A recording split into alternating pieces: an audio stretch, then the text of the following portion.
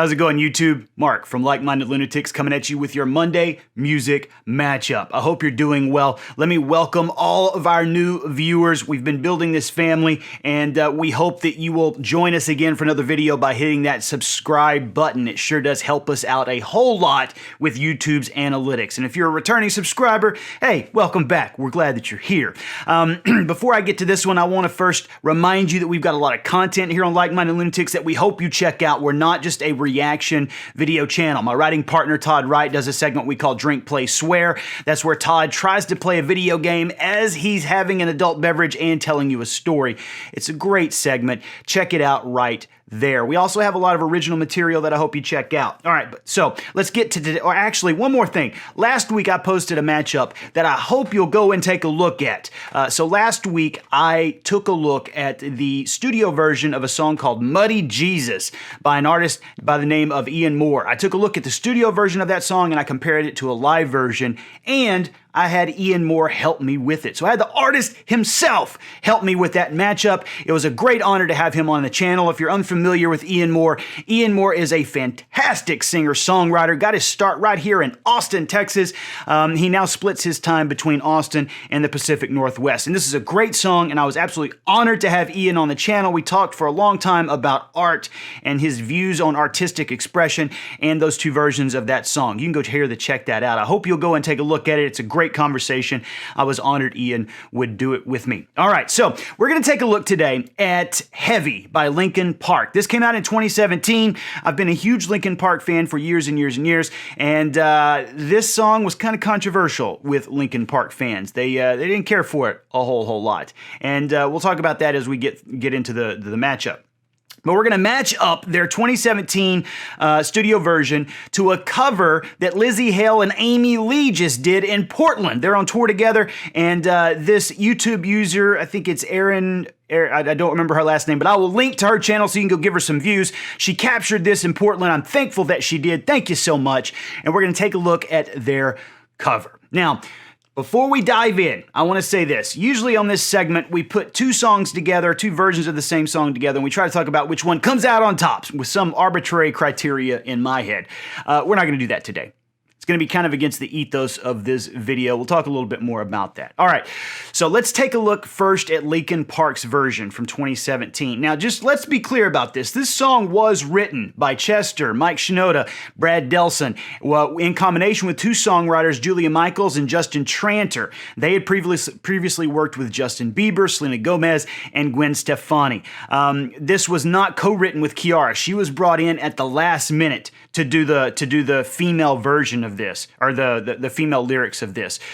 So the lyrics to this came out of discussions that band was having about, things that were bothering them, frustrations and things like that. And Chester said, and I'm reading this from the Wiki article, he said the opening line, "I don't like my mind right now," is me 24 hours a day. In an interview with Music Choice, Bennington said of the song, "Most of my problems are problems that I cause." That's what the song is about. That time when you consciously look at that. Once you acknowledge what it is, you can separate yourself from it and do something about it as opposed to just being in it. The sad thing that's always struck me about this is we literally lose Chester Bennington months after he gave that interview. Months after this came out, he takes his own life. I think that gives this song resonance that it probably would not have otherwise. All right, so let's do this. Heavy, 2017, from Linkin Park's album, what's that from? One More Light. Do it, guys.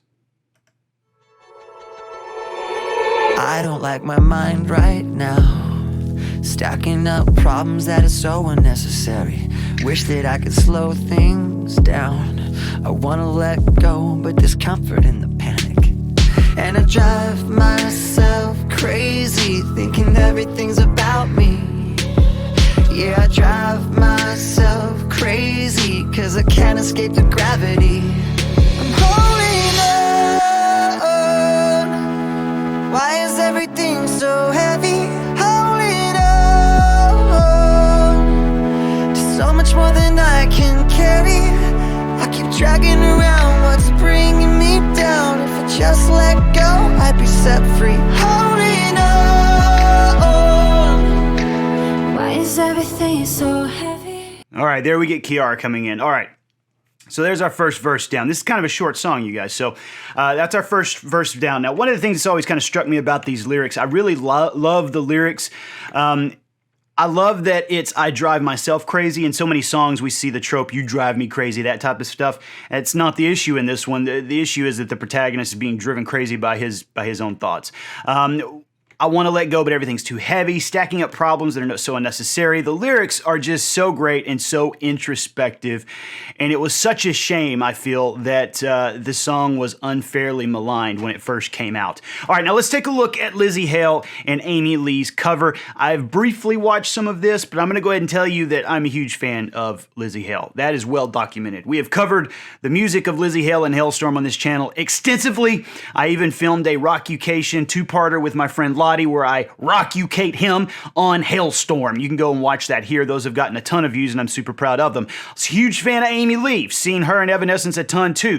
Great, powerful voices, powerful females. So let's see how they interpret this song.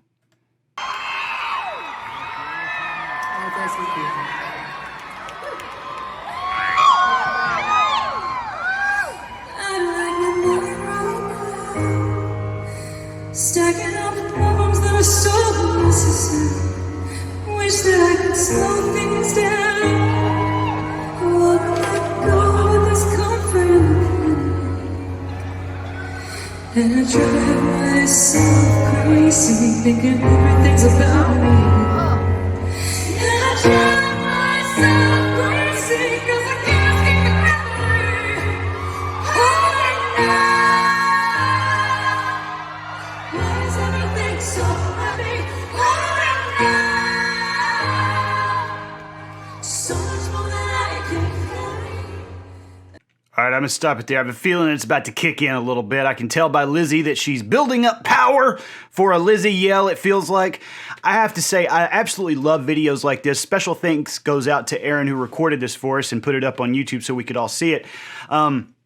One of the reasons I love this, and I've talked about this before, is it's obviously not scripted. I mean, they may have rehearsed this a little bit, but you can tell by the mix, you can tell by, there are places where Lzzy and Amy are a little bit off from each other. I love that. I love the fact that it feels spontaneous. I love the fact that these two women are up there doing it with no fucking backing track or supporting track. I love that they're up there doing it, but I also think that this song takes on a different meaning when we've got two females singing it. Everything is so heavy, you know, I feel like that takes on a little bit deeper of meaning. Let's go back over here and continue with Linkin Park. So much more than I can carry. I keep dragging around what's bringing me down. If I just let go, I'd be set free. Holding on.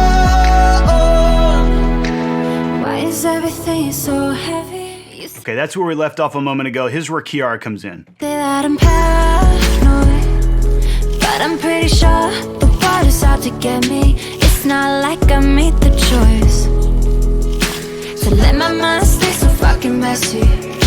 I know I'm not the center of the universe, but you keep spinning around me just the same. I know I'm not the center of the universe, but you keep spinning around me just the same. I'm holding on. Now, and I know why a lot of Linkin Park fans were annoyed with this, because it doesn't sound like a typical Linkin Park song. It does sound like a poppy song. You can tell there's a lot of engineering going on with Kiara's voice, a little bit with Bennington's.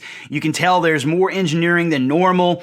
But I have to say, I feel like, you know, number one, fans just get all up in arms with bands when the bands have the audacity to do something a little bit different. First off, calm down. You know what I'm saying? I was one of those guys, I think, in my early 20s when I was like that. But when you start creating your own material, and this channel was created by storytellers who, we did stage work before COVID. And the reason we started this was because we couldn't do anything on stage. We had to keep those chops sharp. So we started a YouTube channel. But once you start creating your own stuff, you know, you start to kind of feel a little bit put upon when audiences want to hear one thing from you, and you want to do something a little different, and they're like, no, we don't want to hear that. We want to hear exactly what we heard before. Where's the fun in that for an artist? You know, I get that there's AC/DCs out there that will give you AC/DC songs every time, but, you know, talking with Ian Moore, go and watch that interview. he's all over the place because artistically it gets boring doing the same shit. So I can understand why, Bennington and Shinoda wanted to do this. It's a beautiful sounding song. All right, let's go back over here to Evanescence and Lzzy Hale.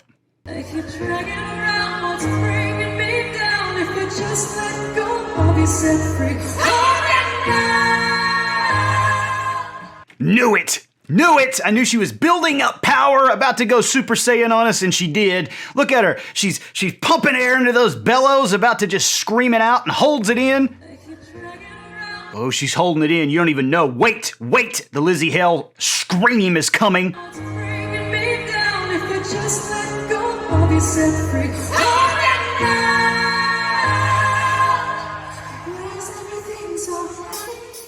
There's another thing that I appreciate about Lzzy. There's a lot of singers who can do the screaming stuff, but they don't have control over their voice where they can bring it back, be melodious, be soft, have the confidence to be soft. Lzzy, she does. Oh, I love it so much.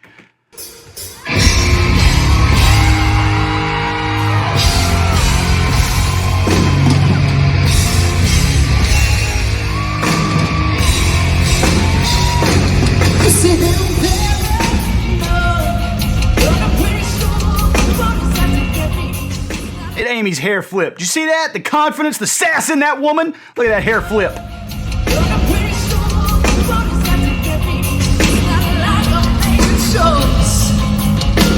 let my mind is just so fucking messy, and I know I'm not the center of the universe. You keep spinning around me just the same. I know I'm not the center of the universe, but you keep spinning around me just the same.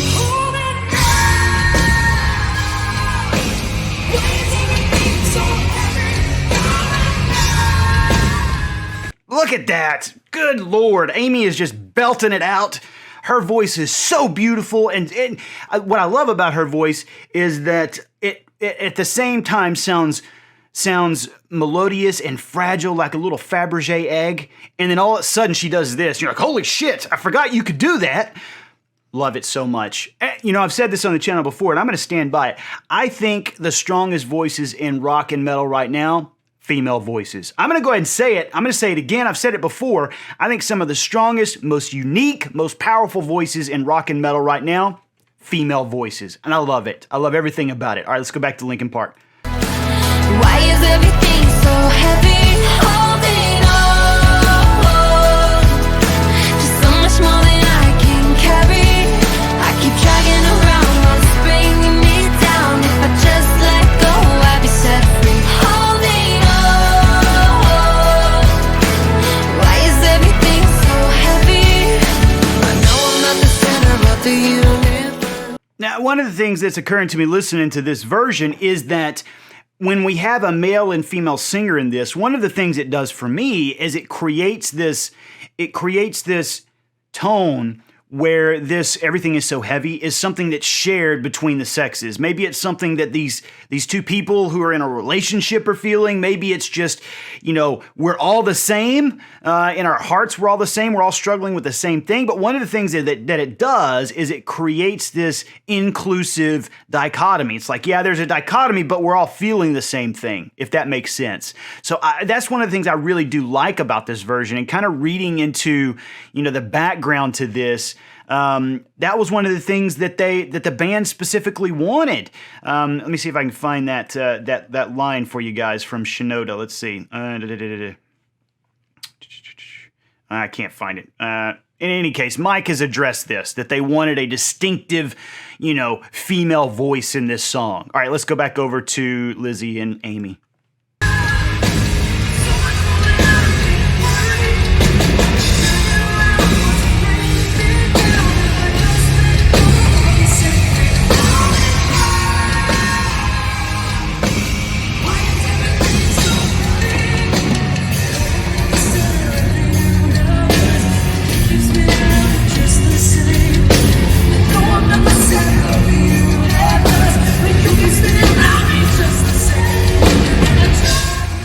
stop. God, I just love these two ladies so much. What powerful singers and what stage presences. You know, that's one of the things that I have, and I talked about this in the matchup I did between Lzzy Hale's cover of Slave to the Grind and Skid Row's original version. One of the things that I've said about Lzzy, and I'll continue to say, is that she commands your attention.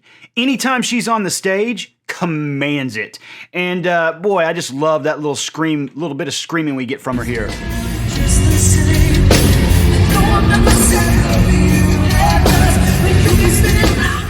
Oh, you can spin around me. Oh my God, her voice is fantastic, you guys.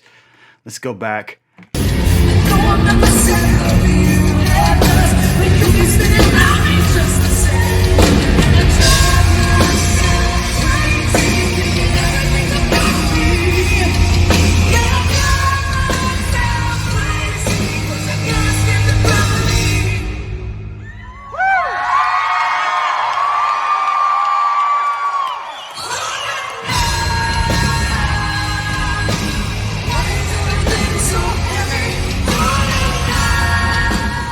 God, look at Amy. She's stalking the stage too. What it must have been like in the front row of this concert. Oh my God. All right, let's go back to Linkin Park. You keep spinning around me just the same. No, I'm not the center of the universe, but you keep spinning around me just the same. And I drive myself crazy, thinking everything's about me. Holding on. Why is everything so heavy? Holding on. So much more than I can carry. I keep dragging around what's breaking. God damn, you guys, I'm about to cry. I mean, like literally thinking that, you know, this video was released in February, and some of the interviews I'm reading of 2017, and some of the interviews I've got pulled up down here to help me keep me on track from around like May and June, and Chester took his life in July of that same year. I mean, you know, I am a cynical, broken person, you know, and but even for me, reading these lyrics, it's hard not to feel that this was a genuine artistic expression of how Chester was feeling. And I think we're so used to being cynical about bands just creating songs or creating music to please the audience. And I know that's what a lot of people felt like with this song. Like, they're bringing in Kiiara. It sounds like auto-tune. There's a lot of engineering shenanigans happening. You know, the cynical part of you just wants to think that this was just to get records. But then, you know, I read these lyrics. There's no way you can read these and not think about the tragic loss, the pain that someone like Chester Bennington must have been shouldering when he wrote this and then eventually took his own life. And, you know, thinking in terms of like selling out and all that kind of stuff, I'm always reminded of an interview with Eddie Van Halen. Ed said he never understood why people fought against popular music. He said that, yeah, Van Halen makes popular music. I like making music that everyone wants to listen to. I like making music that makes people happy. How can you not respect that? You know, I mean, yeah, it's cool that you've got like a small group of people who are super into you and kind of culty. That's neat, I guess. But when you can please a ton of people, why do we have to be cynical about that? I don't understand that. Down if I just let go, I'm set free. Holding on. Why is everything so heavy? Why is everything so heavy? Why is everything so heavy?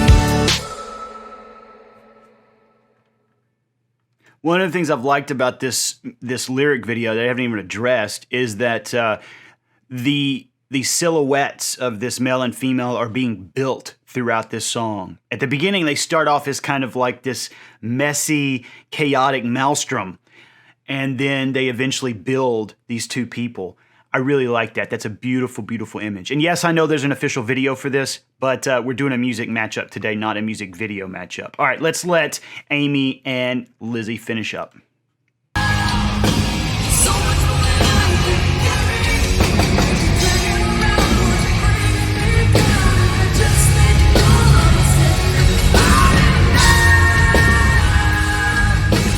Why is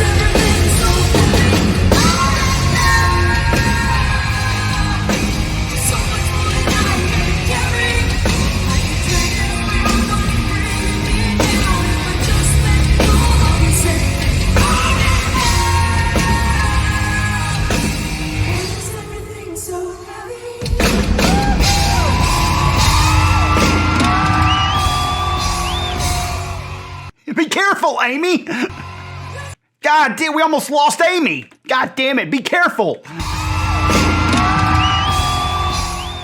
I feel like she almost went down.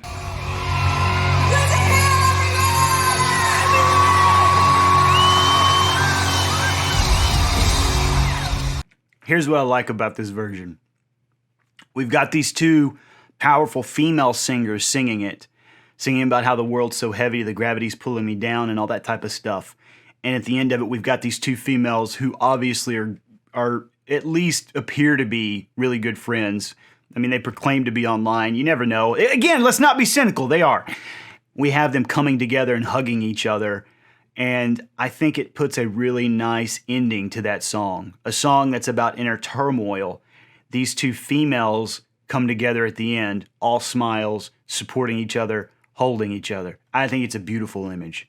And obviously, you know, we talked a little bit about we're not going to choose one of these versions, which one we like better. They're both beautiful in their own right. This one does a great job of putting the male and female kind of like, yeah, we're different, but at the end, we're getting built the same way. I love that. I love that. And I also love this one because of, you know, just kind of that tying it up at the end. The females have come together, and yeah, the world's heavy, but we're going to end it. We're going to move forward by coming together. I love that. I love the ending of that. Before we go, I'm going to pull up, this is a version of, this is the band practicing in June of 2017, less than a month from the time that Chester eventually takes his own life. And this is them just having fun in the recording studio, doing a new metal version of this song. Let's take a quick listen to this, please.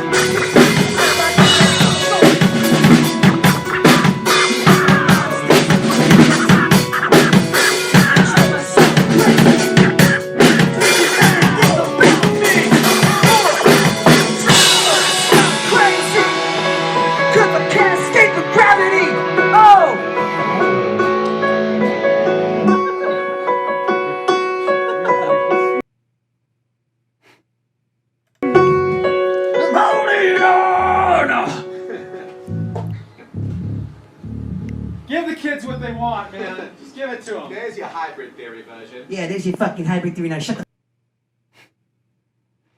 Yeah, there's your fucking hybrid theory version. Now shut the fuck up.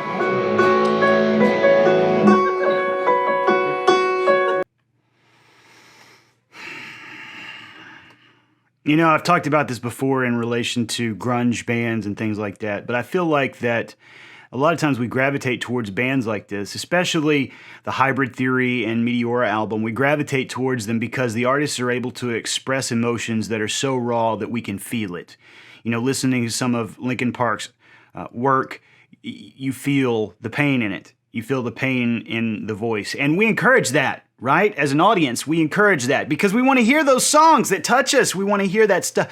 But the thing that we forget about it, there has to be an artist behind this. And to keep those wounds raw so that you can write about them, I have to think is just emotionally taxing. How long can you keep yourself in that position where you're feeling those feelings to write those songs? You know, we use up artists, I think, sometimes. And then we get cynical when they decide to do shit that's a little bit different. No, that's what I don't want to hear that anymore. I want to hear something exactly like the other thing that touched me.